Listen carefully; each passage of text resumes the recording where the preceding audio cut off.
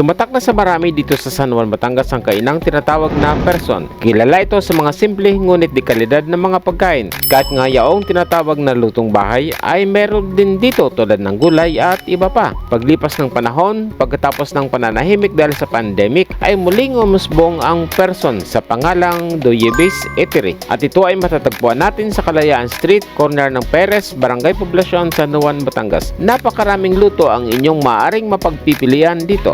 Hindi lang sa maraming pagkain dito, kundi lahat ng mga yan ay puro bagong luto. Hindi sila nagtitinda ng mga pagkain na inabot na ng kinabukasan. Yan ang isa sa may isisigurado natin dito sa person na ngayon ay tinatawag na Duyebes Eatery.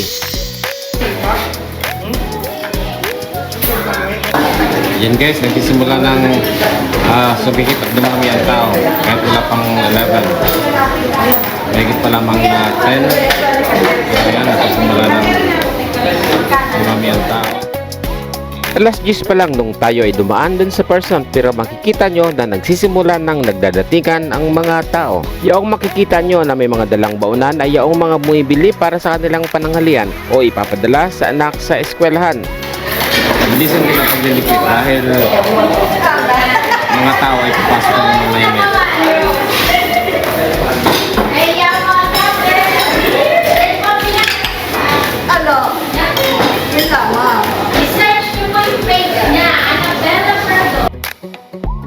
Mabilisan din ang pagliligpit dahil pag alis ng customer ay mabilis din na may papalit. Isa pa, malapit na ang mag-aalas 11 ng tanghali. At ito namang dala ni ate ay nilagang baka na uusok-usok pa. Talagang bagong luto, dito lang yan sa Duyebe.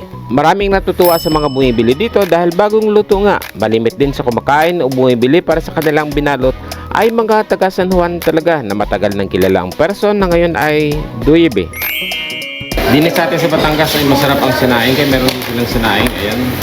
Kung mahilig naman kayo sa sausawan ay serve yourself dito. Ibig sabihin ay kayo ang bahala magtimpla nung gusto ninyo. Kung gusto nyo maanghang o hindi ay kayo na bahala. Hindi ko akalain na mayroon palang mga followers na kumakain dito at dito pa kami nagkita. Sila ate ay mga followers din na enjoy sa kanilang pagkain.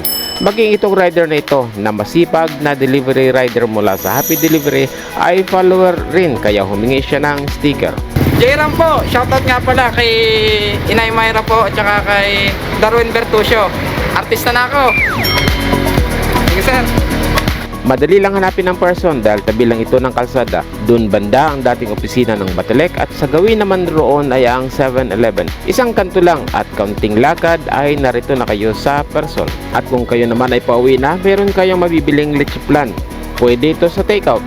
Meron ding ilang kakanin na maaaring pasalubong sa ating mga uuwian. Kaya kung kayo ay naghahanap ng masarap na pagkain, alternatibo sa mga fast foods, bagong luto at kilala na dito sa San Juan, Batangas, ay dito kayo pumunta sa Duyebes Eatery. Tiyak ma-enjoy nyo ang pagkain dito. Pakishare na rin ang video na ito upang malaman ng marami na mayroon dito ang lehitimong kainan na kinalakihan ng marami dito sa San Juan, Batangas. Hello!